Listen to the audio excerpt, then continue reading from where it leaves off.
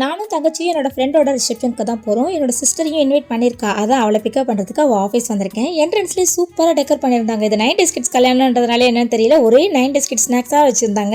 என் husband சர்ப்ரைஸாக இந்த bracelet வாங்கி கொடுத்தாங்களா, ட்ரெஸ்ஸுக்கு மேட்ச் ஆகவோ போட்டு வந்துட்டேன். அதோட இன்னும் ஒரு சர்ப்ரைஸ் என்னன்னா, ஒவ்வொரு ஃப்ரெண்ட்ஸும் வர ஆரம்பிச்சிட்டாங்க.